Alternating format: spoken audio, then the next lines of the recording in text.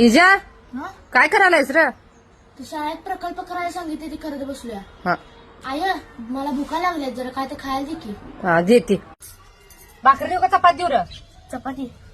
भाकरी गिळतच नाही तुला, ही गी तोडलेलीच आहे. खा काकूस करून त्यात.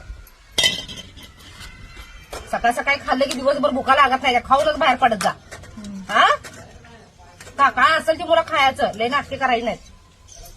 आया शिळी भाकरी कशाला खायलास? रातचे मला टाकून देऊ. जेवण जरा कमी करत जा. अरे मग 2 भाकरी कमी पडल्या म्हणजे असाव्या त्या टोपल्यात, कमी पडू नये खाताना माणसाला. आणि हे सकाळचं फेकून द्यायला मला आवडत नाही बाबा, आणि फेकून द्यायला माझाही नाही बघ आणायला कवा. या पोटासाठी सगळं करतोय ना आपण.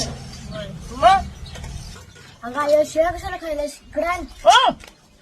पोटात दुखल की. नको, तू कुठं खातोस बाबा? आजार बिजार पडशील. नको, मी आहे, मी खाते. खा तू मुला, कुस करून खा. आता काळजी करतोयस का नाही माझी एवढी? मोठा झाल्यावर बायको आल्यावर बी कर एवढीच. माझं अशी यायला करून मिडी झाल्यास का काय? मी नाही जाणार असं. काय सांगावं बाबा, मोठी झाली की पोरं हाताला लागत नाही ती. आवड आमची वाढू का त्याला अजून? खा कुच करून.